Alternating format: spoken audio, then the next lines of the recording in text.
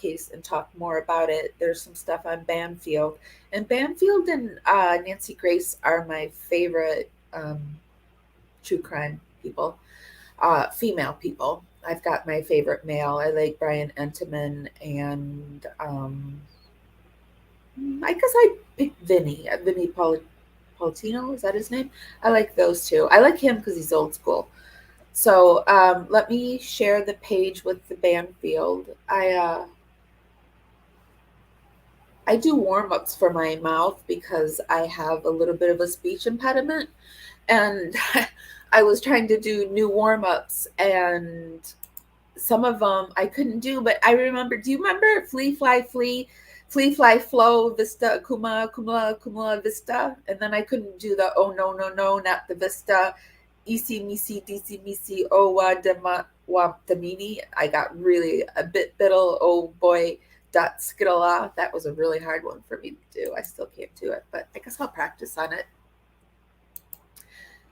If you guys could do me a huge favor and give this a thumbs up, a heart, whatever you do on the platform that you're on, because I'm over on YouTube right now. Hi, guys. I'm over on Twitter. Hi, guys. And I'm on my new platform, Twitch. Hi, guys. So if you guys could do whatever you do to say you like me, it helps dance me out into the algorithm. I get to dance out there and bring more people back. And it's a lot of fun. Okay, so let me stop talking so I can focus on which page. Okay, this is it. I am so bad. I keep so many pages up at one time. It's crazy. So anyway, I will be stopping for fair play use. So I'm sorry if that bothers you. I have to do it. We've known a lot of things, not everything, but the probable cause affidavit, some of the police reporting, and the news conferences, that's given us a small picture.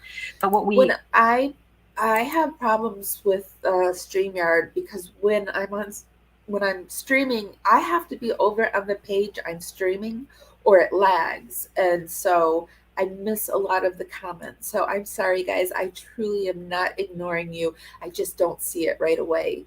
But let's see. Perry UK True Crime has said something. Being from UK, I don't know much about Nancy Grace, but she definitely in the know and has great sources. Often gives exclusive info. Yes, Nancy and Banfield. And I think Banfield got fired during the hold on, let me think real quick. During the what case was it? Oh, I know. On the Watts case, she came out with Trent Bolt, and that was the guy who said that he had an affair with Watts, and I truly believe she got fired because she's no longer on that network. But yeah, they do come out with the sources, and I appreciate them for that. Haven't known is what happened prior to the first responders arriving on the scene, and tonight I can tell you. You have heard that the 911 call was made from a surviving roommate's cell phone, but we can now tell you who it was who made that call. I'm not going to name the person, but it was Ethan's best friend who made the 911 call, and that's because it was Ethan's best friend who made the discovery of Xana and Ethan's bodies. And that is a very tragic and sad detail to report. Up until now, it had been an assumption that there... I think I am confused about the layout of the house because I can't figure out, it seems to change, was Xana and Ethan on the first floor, the bottom, the garden floor, or were they on the second floor? And where was... Well, I know pretty sure they weren't on the second floor. I know I know where Ethan was. But I guess what confuses me is the roommate that found them, but now they're saying that she found them, and I think she called over somebody, but we'll see on Banfield. But I'm confused. I cannot wait until, is it June where more stuff comes out? There was maybe an unconscious person because it was a guess that there was someone behind the door who wasn't answering a bedroom door. Now we can tell you that it was Ethan's best friend who had been called over that morning, and made the discovery and took Ethan's pulse. Also called out to get 911 on the phone. It is more than likely that the phone that was used to call 911 was surviving roommate Dylan Mortenson's cell phone. You have probably heard up until now that it was an unconscious person that the dispatch said over the radio, but that's not unusual, because when there's confusion, it's standard protocol, according to an article that came out recently in Airmail. Standard protocol, if there's confusion, just to skip the necessities of getting clarity and just dispatch the first responders for an unconscious person, regardless of what the actual situation is. So for anyone getting caught up on an unconscious person, probably not a good idea, given the fact that that's just sort of a... Okay, so what we've been told now is that when it goes over the 911 dispatch call, it's very common for them to say, I say her because I think it was a woman, I don't know, a 911 call, it's common for them to say that it's an unconscious person instead of a DOA type of deal. Standard description for get moving. We need people on the location. Again, this is multiple sources tonight with knowledge of the investigation. So Banfield is saying that Ethan's best friend was the one who actually made the 911 call, which is confusing in itself, because why wouldn't, if the best friends found them, why would she call the friend over instead of calling 911 if what the reports are true? If Ethan's, like, it's been reported that around the different channels that Ethan's legs were slashed, and so wouldn't that be like a pure sign that he wasn't living, and to call 911 by yourself? Telling us about who made the discovery of Ethan's body, and then of course of Xana's body. What I can tell you is who made the discovery of Maddie and Kaylee on the 3rd floor. Okay, so I'm glad I'm not the only one. Oh, oops, this was the one. I get confused sometimes on floors because I'm from the UK. We have ground floors always, which do you call first floor? Yes, they are being very confusing about the floors, because really, sometimes in the United States, the ground floor is always the first floor. So I don't really know. Sometimes it's called the ground floor. I just said it just a few minutes ago. I can't remember. But yes, the whole layout of this whole thing is like a little confusing. And we thought we had it right. And then when that affidavit came out, then we're all confused about it. But when the trial, I think June is when we're going, is it June when they're going to, is it June or March? I don't remember. It's either June or March, and we're going to find out a whole heck of a lot more. So unconscious person is a default person for chaotic nine. Yeah, that's what they're saying.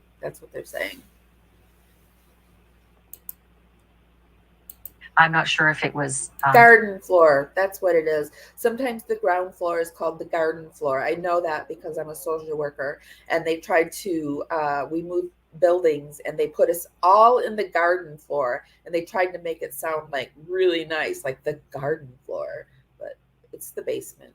Any of the other kids who were called over.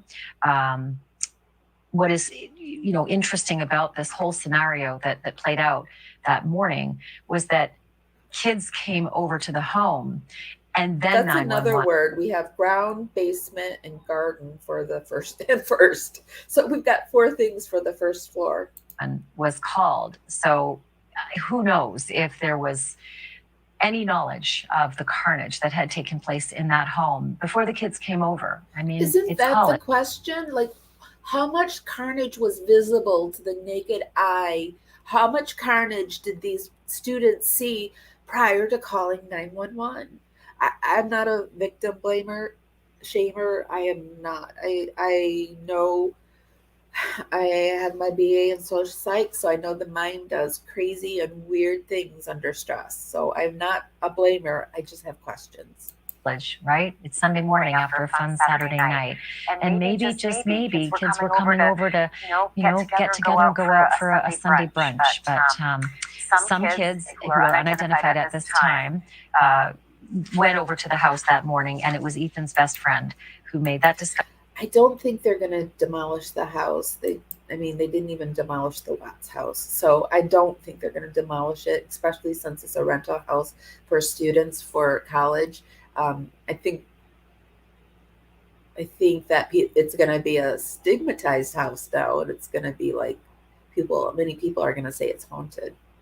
Um, they haven't even been able to clean the house yet, so it's just sitting there with all the stuff in it.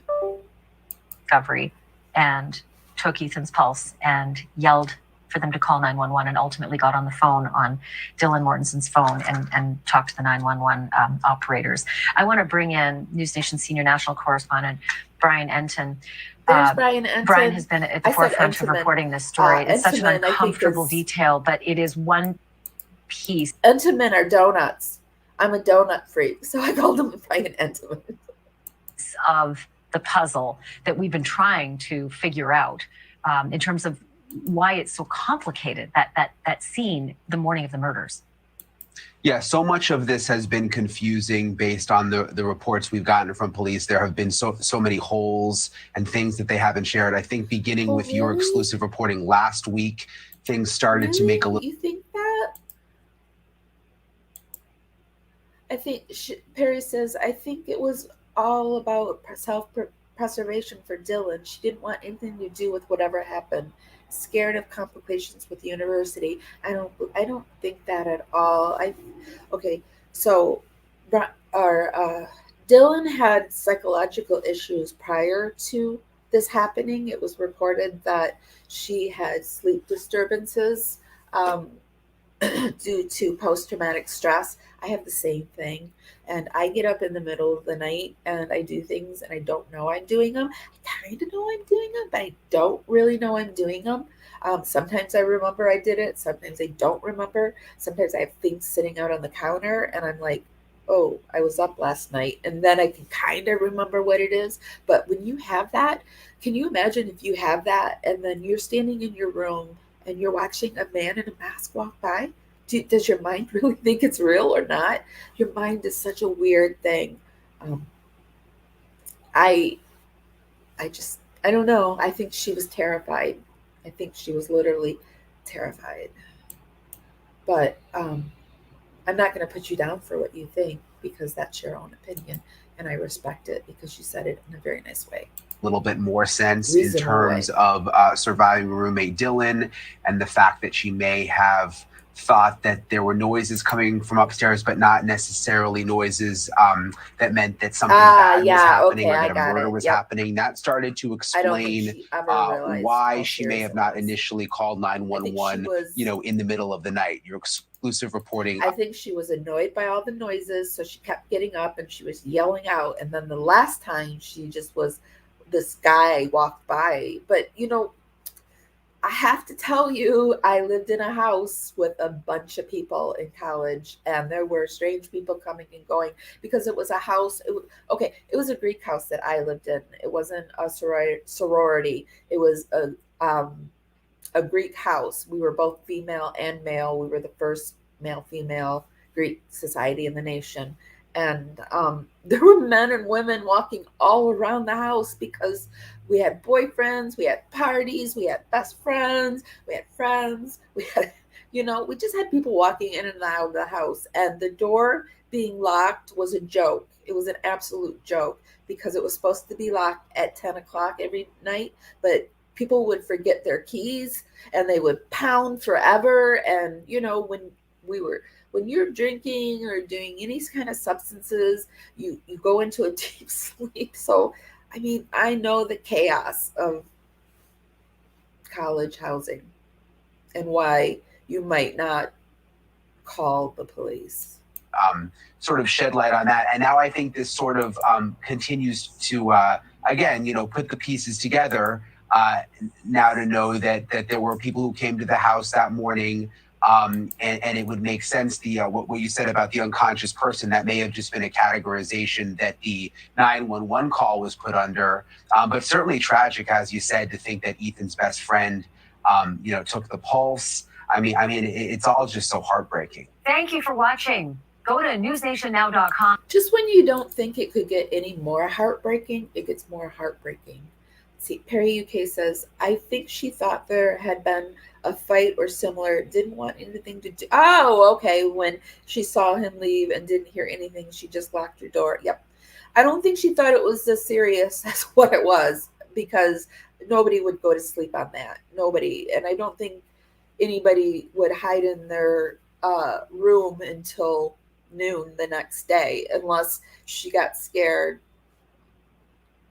unless it was exactly what a combination, like thought she was sleepwalking, like I said, and got scared and locked the door and went back to sleep and didn't even realize. I think that's quite possible. I don't spell check anyone, so don't worry about that. Okay, let's see if there's anything else, because that was a really short one. I have until 9 o'clock, and then I have to go start getting ready. I have PT and another in my mental health appointment. I've got mental health. I got to keep track of my mental health because it can go on a dime. All right, so let's see if there's anything else. I want an update on the Idaho 4 student. I want to know about the students. I don't really want to talk about Brian too much today. Okay, that was 2 months ago. 1 month, 2 months. So there's not really a whole lot of updates that are happening, is there? Okay, let's do this one. This is Law and Crime. Welcome back, everyone. This is Idaho student murder survivor thought killer was guest at loud party. Okay. I think that's exactly what you just said, Perry UK. So before I go in, I just want to remind you that this is Pair Woman Radio, and I'm Amy. If you could give this live a thumbs up, a smile, a heart, whatever it is that you do on the platform, because I'm on 3 different platforms right now. It helps me dance out into the algorithm and party out there and bring more people back, so we can, just have a bigger party here. It's just a free way to help my channel out, and I appreciate it so much. And if you like my channel, please consider subscribing. And if you subscribe, ring the bell. Okay, let's see. Before I go in, the usual noise on the morning in a bustling house might have been eerie silence, coupled with the previous night's events. Could be why she called friends first. Could be. I think the front door was left open, so she could have got up and saw the front door open. That made her freeze, because she heard all that stuff in the night, and now the front door is open. Geez, we just don't know until all the other stuff is released.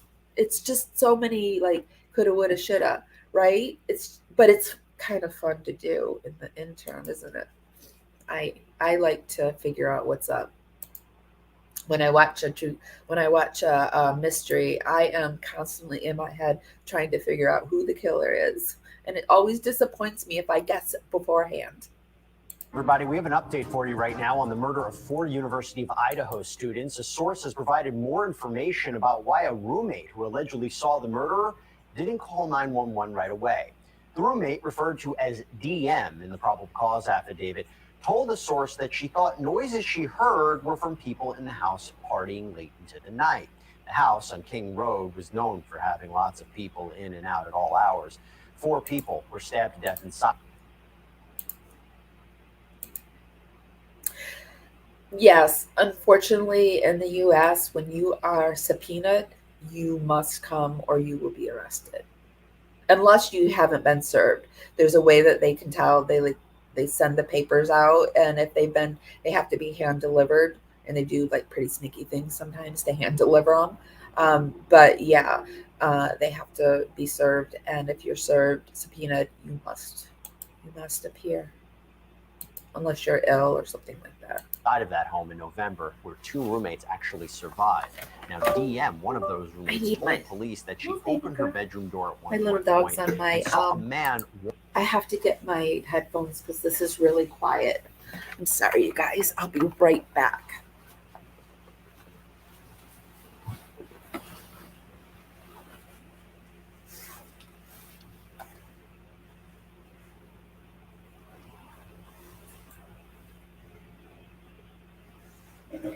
Okay, I don't know where they are. So, here we go. Walking by her wearing all black and a mask. She told the source that she thought he must be a guest of one of the other roommates. He walked right past her and she locked herself in her room. Now, no one called 911 until. Luckily with COVID, they are doing remote now. They do it like if you're in another state.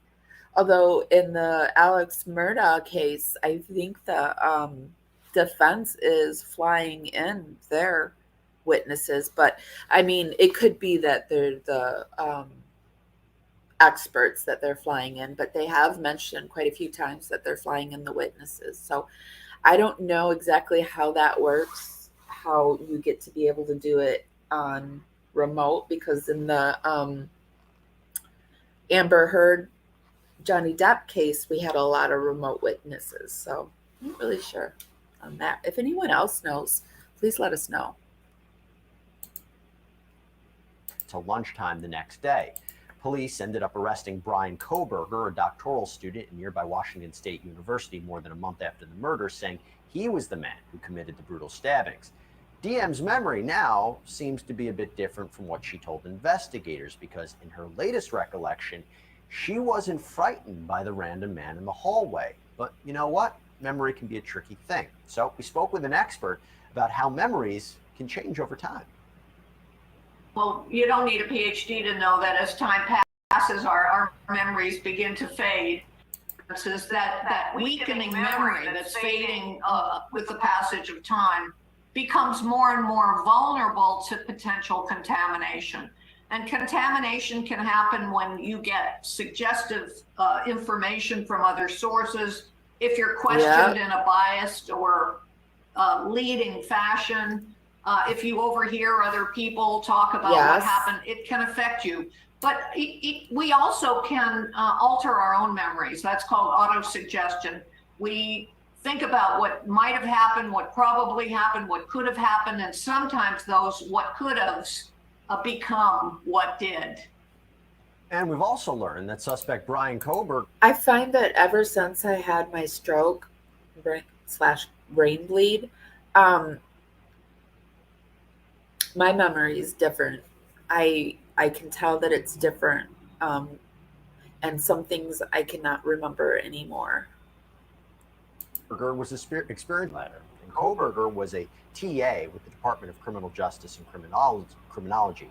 The letter states that Koberger had an altercation with a professor in September where he was put on an improvement plan, but evidently had another altercation with the same professor in an improvement plan. How ironic. December. Before Koberger went to Pennsylvania to stay with his parents for the Christmas holiday, he was informed about his termination. Experts told News Nation that problems of the job could have been triggering for him. So, Brian, lots to talk about here. The roommate's explanation of seeing who she believed to be Koberger and why she didn't call 911 right away. How does that affect the case? So, two things, Jesse. Even from her first kind of explanation of what happened, when she said she opened the door and saw the person pass by, she doesn't say how far she opens that door. I think, and I suspect it was just a crack. Yeah. I think the defense can hop on that. But the second part is this whole. We all think that she has the door like thrown open and she's just standing right there. I'm sure, like when you're trying to see what's going on, you don't like throw the door wide open. Although, in my mind, I always envisioned her standing there with the door wide open and him walking by. But I'm sure that's what it was. That she just had a little peek out there, scared her to death. If her memory seems to be contaminated with her own thoughts or suggestive questioning and going back and forth like this, don't forget her memory connects us to the bushy eyebrows, connects us to where he stepped supposedly for that footprint, and also connects to his size. These are big parts of the affidavit that led to the arrest and could be big parts of this case that identifies Kohberger as the suspect. If they can shake up, they being the defense, her memory of the events, it could be detrimental. I do wonder what the dad was thinking when he got pulled over twice in one day, like within a few hours, like an hour between itself. I can just see the dad yelling at him. And then the weirdest thing is that he's not arrested for speeding. He's arrested for driving too close to cars. I hate when people do that. Case. Oh, I agree with you. But Terry, everyone's been looking for a motive about why he might have done this or allegedly done this. Problems at work, termination, could that be a factor? Absolutely. Listen, the murders occurred November 13th, and he really had the first altercation in September. And he was supposed to be on an improvement plan, and he failed that improvement plan. And ultimately, November 2nd was when he got that plan, and that was right before the murder. So I definitely think he was wondering whether or not he was going to be fired, and he was worried about his job. He was worried about the fact he may not actually get his PhD, and this could have been a triggering factor to the murder. Now, obviously, he didn't get terminated till after the murders, but all of this must have been going through his mind, and I think it just escalated.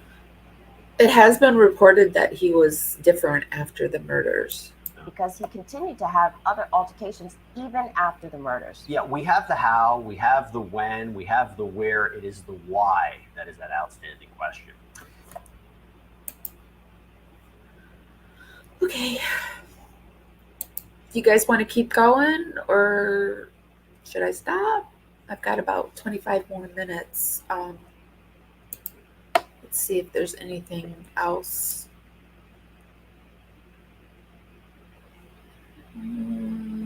See, I hate when I can put in the filter. Let's do this week. Friends, you guys want to talk about Brian too?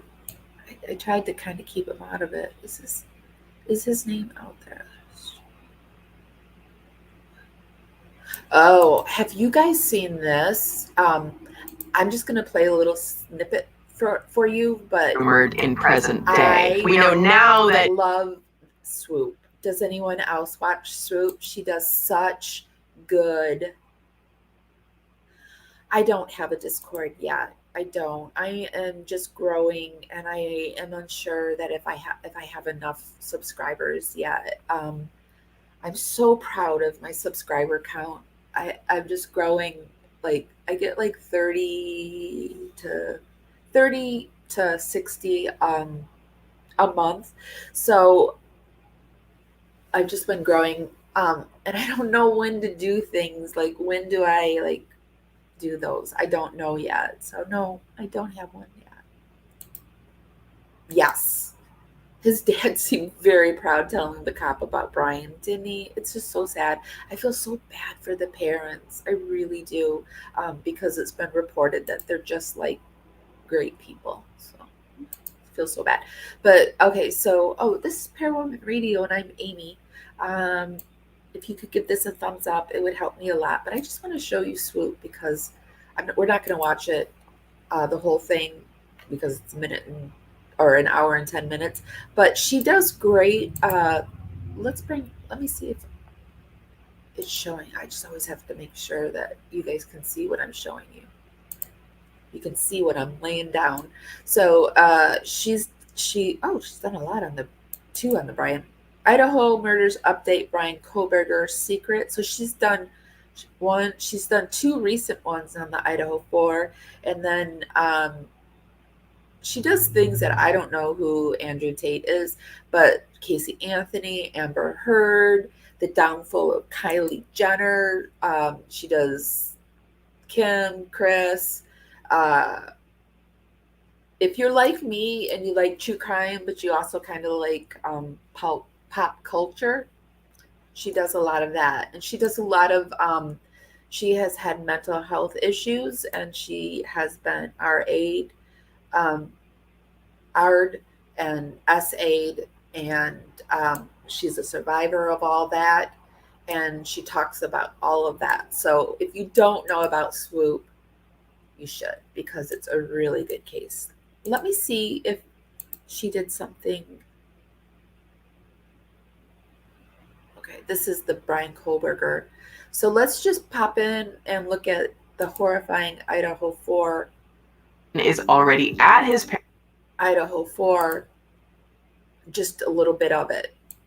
I want to show you the beginning too, because I don't know if she does her swoop thing in the beginning, but I always like it.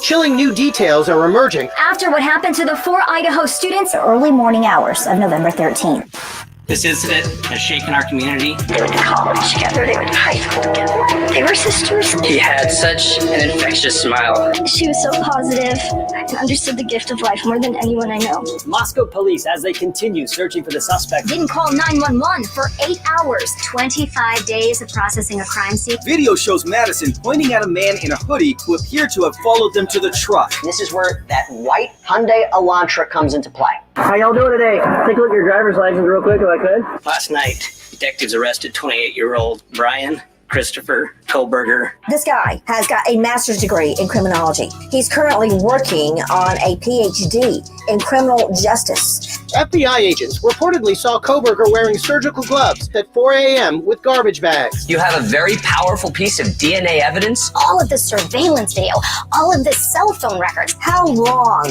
had he been watching these girls? Most nights, the dead-end street of Kings Road, just south of Idaho State University, is whisper quiet. At the end of a curving path, the street doesn't get a lot of traffic, and once everyone's home for the night, there's not much reason for anyone to come down that road at all. So why is it that at 3:30 a.m., long after the road is normally quiet, one car, a white sedan, was seen driving back and forth up and down that very street? At least 3 times this vehicle passed in front of the house that was being rented by 5 young women, all of them students at the nearby university. Okay, Perry UK True Crime, thanks for stopping by. And thanks for subscribing. I'll talk to you soon. Bye. Maybe someday you can come up and chat with me about some of the cases. I am always welcoming to other true crime channels to come up and chit chat. Have a great Wednesday. It's Wednesday. Have a great Wednesday. Bye.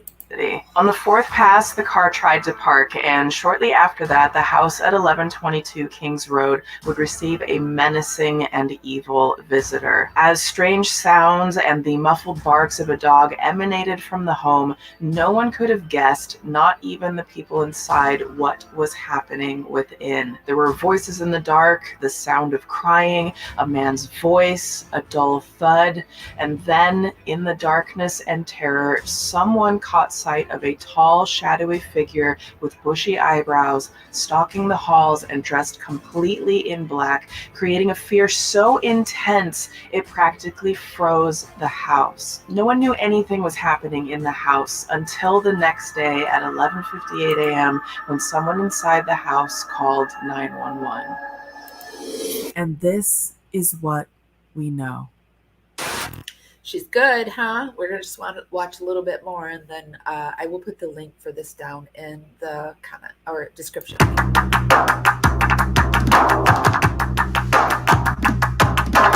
Hey you, welcome back. So you probably guessed that this doc is going to be a little different given the nature of this case and how new it's. She's not going to do the swoop, but she does this little song where she goes, oh, hey there, hi there, it's me, Swoop. And then she goes, swoop, swoop. She does it really good. She's an ex-singer.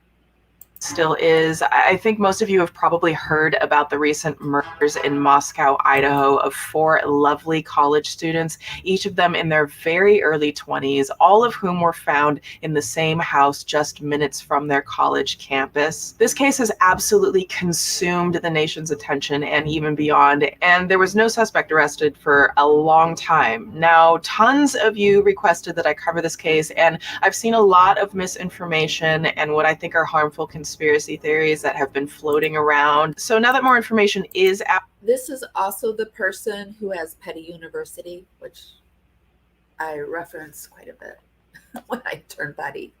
I wanted to put together a complete timeline of what we know so far, something that I haven't seen really anywhere. So I'm doing this in hopes that it helps provide some kind of clarity for anyone who is following the case and kind of dispel some of the wrong theories. Now, y'all know, unfortunately, the platform here dictates that Is she going to get the floor plan down right on the house? Because I would really like to know whose bedrooms were who. abbreviate certain words, so I may refer to because Dylan's room was on the first floor, I swear, on the garden, but yet she was on the second floor sleeping, unless she was just sleeping in someone's room.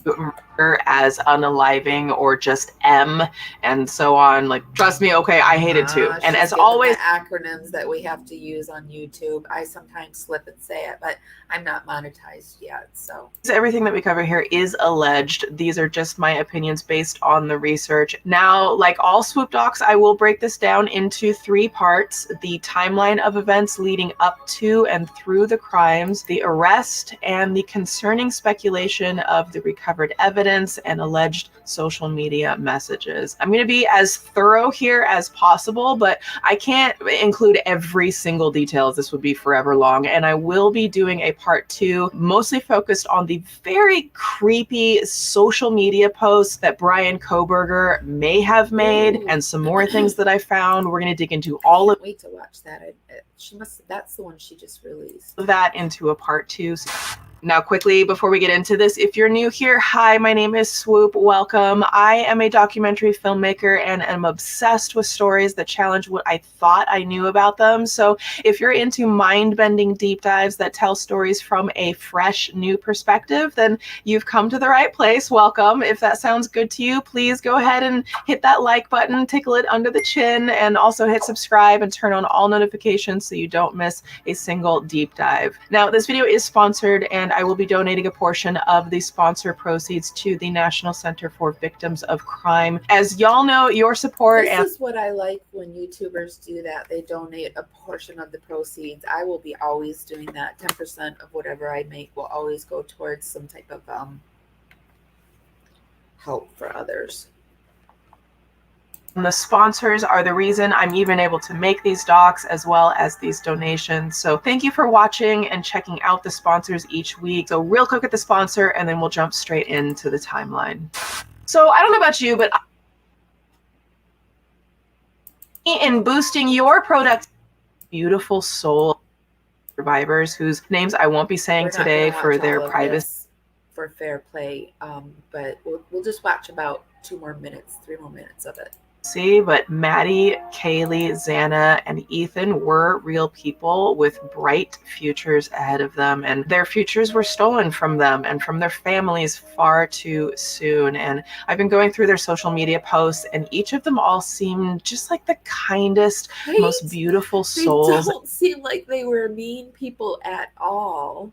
And there's just like this genuine joy that kind of radiates from their. They've got that college, that young joy, and they had those fresh faces, and they did crazy things, and they had a crazy life, but it was a wonderful life, and they stayed up to 4 a.m. and slept to noon. I know it. I know that life, and I loved it. And I thought I was so stressful at the time, but I look back and it was like the least stressful. And the stories that their friends and family have told just really demonstrate how loved and loving they were, and I hope that their memories will always be a blessing.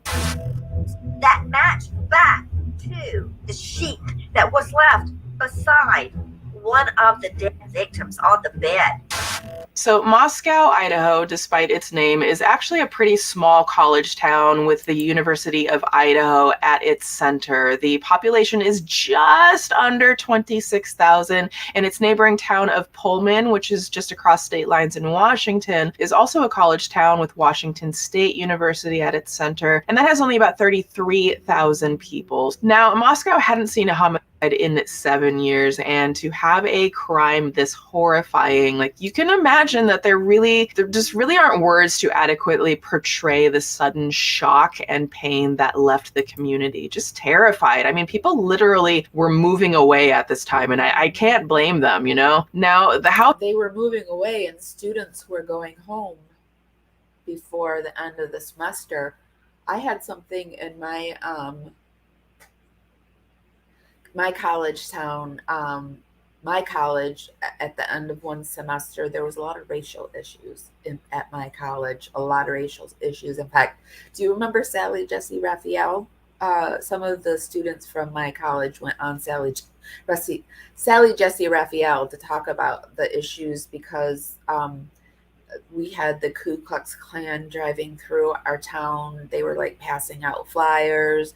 They were lighting dumpsters on fire, although we don't know if it was them that were lighting dumpsters on fire. But yeah, we were allowed, we were told that if we wanted to go home, we could take our exams at home if we wanted to go home early. So yeah, college students were going home early. The house was rented by 5 young women, 3 of them being Kaylee, Maddie, and Xana, who were all University of Idaho students. The house did have some parties from time to time, as you know, students often do, and although it was fairly close to Greek Row, where all the fraternity and sorority houses were located, it's near the end of a street with no outlet on it. So in other words, it's not on a major street, and there's nowhere else to go on that dead-end street besides one of the couple of other residences there. So if you're driving down that road, you're either lost or you're headed to one of those couple of houses, right?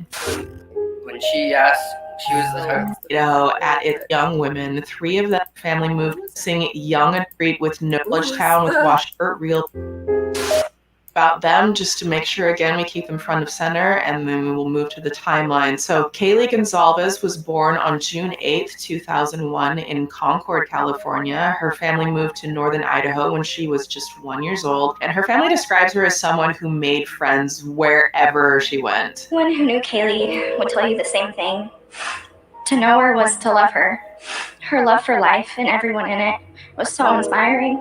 Kaylee was a go-getter. She was a go-getter. She was one that was motivated by things, and so she worked to get them. She made it a priority to make everyone feel so important and so loved. Now, Madison Mogan, or Maddie, was born on May 5th, 2001 in Eugene, Oregon, and moved back to where her parents were from northern Idaho when she was just 2. Her family wrote, "To say Maddie is loved by all is an understatement. Maddie was known for her ability to make others smile and laugh with her offbeat and hilarious sense of humor." Maddie was someone who genuinely cared about everybody that was close to her. That's Maddie's boyfriend right there. She was the type of person that when she asked you how your day was, it was genuine. She really wanted to know. She was just always aware of everything. So I love it that Maddie had an offbeat sense of humor, because I've got a weird sense of humor. I'll come in with things that are off the rails, and sometimes they work and sometimes they don't. And when they don't, I'm like, why did you say that, Amy? Why did you let that come out of your mouth? Why? Madison and Kaylee grew up together and had been inseparable besties since the 6th grade. I mean, literally, where one was going, the other one was right there. They were just always, you know, sleeping over at each other. Another weird thing that happened to me, one of my friends, I had 3 besties. One of the 3 besties, we went to elementary together. We skipped middle school because my family moved, but then in high school, her family moved to where my family moved. So we went to high school together, and then we went to college together, and we pledged the same house together. And her name, wait till I say it. Drum roll, please. Wednesday, Lee, Friday. Yep, that's her name. And we're still friends. There's houses, just doing everything together. It just seemed like such a beautiful and very special friendship. They were basically like sisters, and it was just so lovely to see that. They did absolutely everything together. First dates, first boyfriends, graduated high school. They had their first heartbreaks together. Kaylee was 12, 13 years old. They're blasting Taylor Swift. in the basement, comforting each other.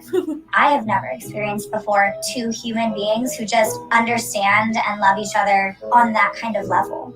These girls were absolutely beautiful. They've been friends since 6th grade. We both put them in a charter academy. They felt like they were being punished. Sorry, 6th grade, guys. they just Hold on one second. found each other, and every day. Well, actually, we probably should stop watching that because we watched it for 12 minutes. If you want to watch more of it, I will put the link in the description. I like Swoop. She's a real person, and she tells it like it is. And let's see if there's anything else. I've got about 15 more minutes.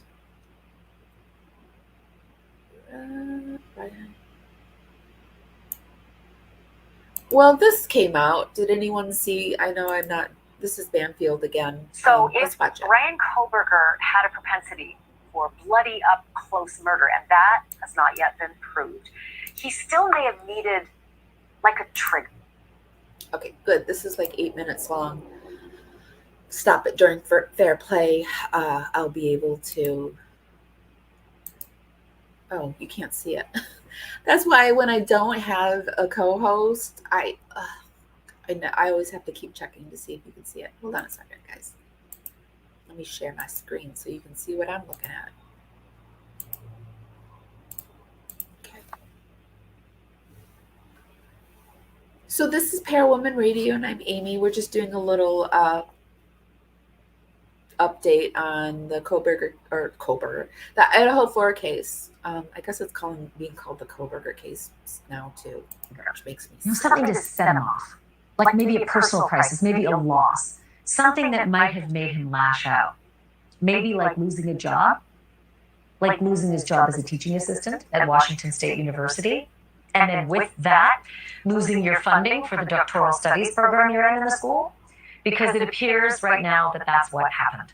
We now have sources with direct knowledge of the termination letter that was sent to Brian Koberger. And tonight I want to read the letter to you in full. The letter is dated December the 19th, 2022. Okay, so he was terminated after the murders because the murders occurred in, wasn't it November 13th? Starts this way. Mr. Koberger, I am writing this letter to formally inform you of the termination of your teaching assistantship with the Department of Criminal Justice and Criminology effective December 31st, 2022. In keeping with the WSU Graduate Student Handbook, chapters 9G2, remember that, and 12E3, remember that, below is the list of events that led to you being deficient on the following contingency clause of your funding. Quote, maintaining satisfactory progress in fulfilling assistantship service requirements and duties. On September 23rd, 2022, you had an altercation with the faculty you support as a TA, Professor Snyder.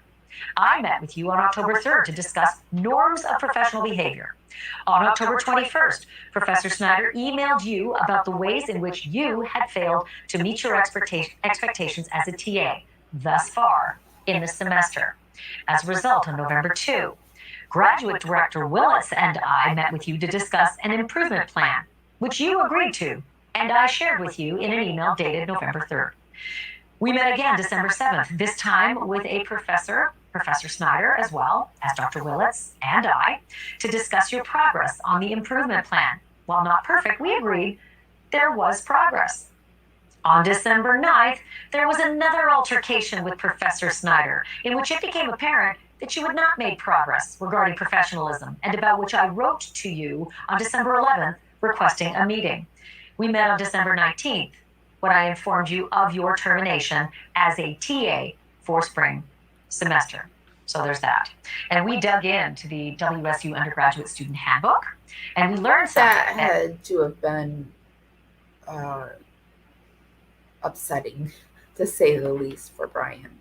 Can you imagine what he did? Do you think he committed any more murders, like before or after these murders? Do you think he's a serial killer?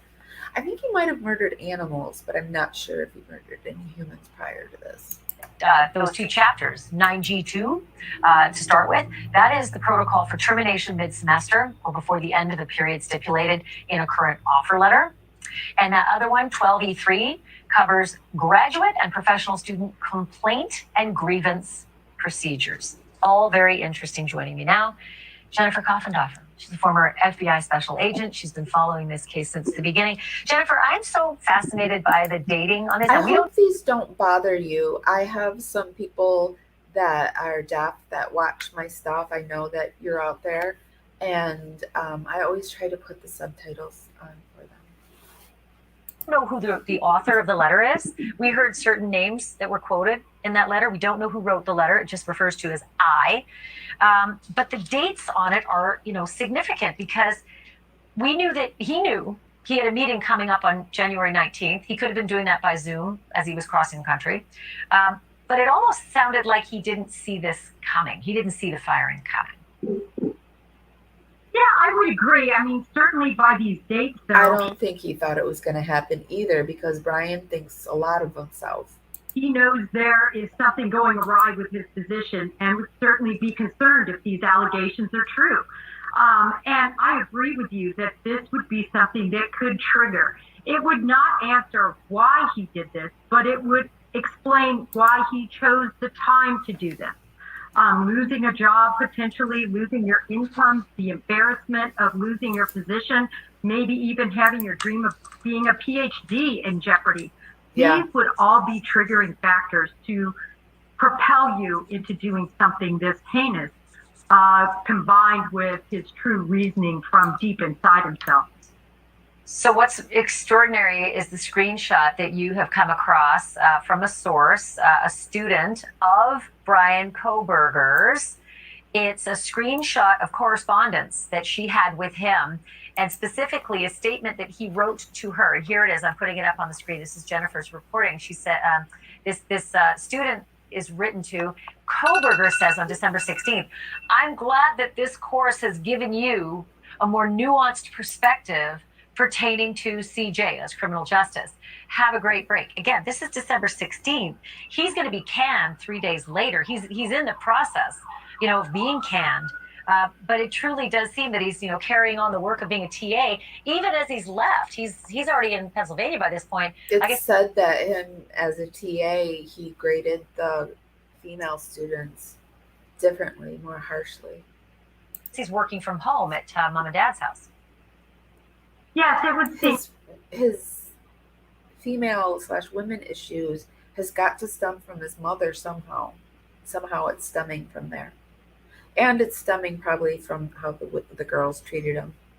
He was really bullied, I'm told. So, and, typically someone with a narcissistic personality doesn't really see anything wrong with what they're doing and doesn't really comprehend. Actually, no, I'm not going to do that to his mother. I'm not going to do that. I'm not going to put blame on anybody because that is completely unfair. I apologize for saying that. Sometimes the negative impact of their actions and behaviors, and they carry on as normal until, as in this case, if true, he was indeed fired.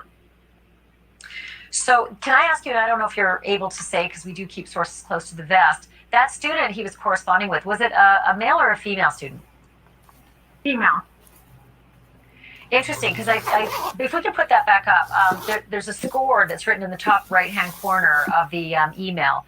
And I think it was like 125 out of 125. We can't see it on that version of it, but was that the accurate score? They got a perfect score, this female, because we've heard he's been grading female candidates, students a lot lower.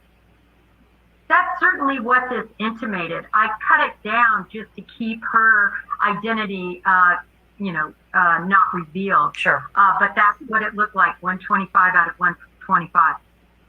Okay. So the next thing I wanted to mention, Jennifer, is that Melissa Luck. Well, that's interesting because how is it that he was grading the females more harshly and he seemed quite polite to her in that email?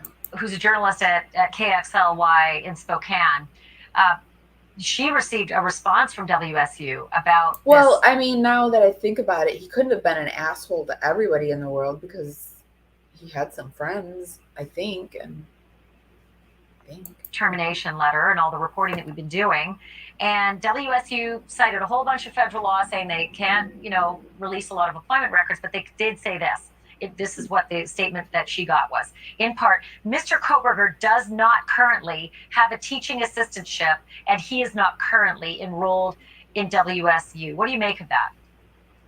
Well, he was fired. Well, it was certainly ambiguous. They did not want to say anything that would have been against the policies and procedures of release of information. But I did find this interesting. Recall when the search warrant was returned on his office. I thought it very surprising that not one thing was gleaned from that office. Not a computer, not any paperwork, not any doodling, nothing from that office. And this possibly could explain why. It's fascinating. I just want to add one piece of new reporting tonight as well, Jennifer. You may already know of this, but it just sort of crossed the wires late, that Pennsylvania police in 2 different areas, the Northampton County District and Lehigh County, are now looking into their cold cases. Because don't forget, it's from Pennsylvania. You went across the country to Idaho to go to school, or to Washington to go to school. And they're saying they're looking through all their cold cases now for possible links.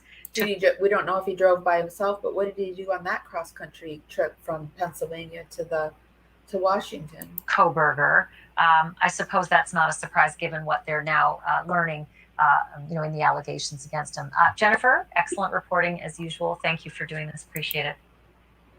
Okay, guys, that's it for me today, or for this morning. I've got to get ready. I've got my aquatic physical therapy.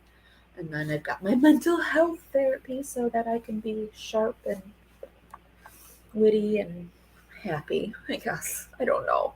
I'm really struggling right now. My anxiety is so high, but isn't everybody's? I want to thank everyone for stopping by. This is Pair Women Radio. We are women supporting women in the unusual. I like to do things. I interview women that are doing strange things, and I also do things that I like to do, like true crime, paranormal, conspiracy theory. I am saving up so that I can start going to trials and report live for you guys, so you can get more in-depth information.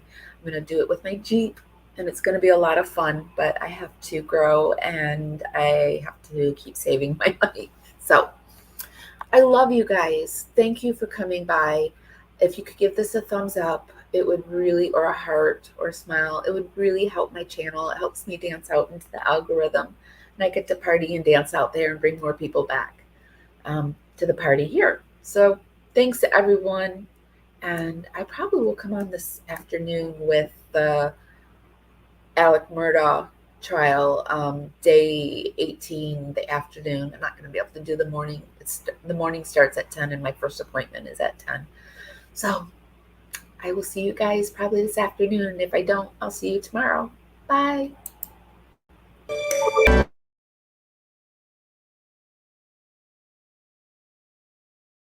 All his rights. And I don't think he really wanted to see his parents, because even now he doesn't tell them what happened. No. Well, I don't think he wants them to look down on him or to actually know the truth of how bad it was. I think that's why he took on all of it too, because he just couldn't sit in a courtroom having everyone talk about him and not think he's a good guy. He just can't handle that. Yeah, and he can control the story this way. Versus he would have no control over, the jury would have seen pictures of the girls. Yeah. They would have not, none of this stuff would have been sealed, and it would have been a real interesting, drawn out case. Do you know what I mean? For sure. For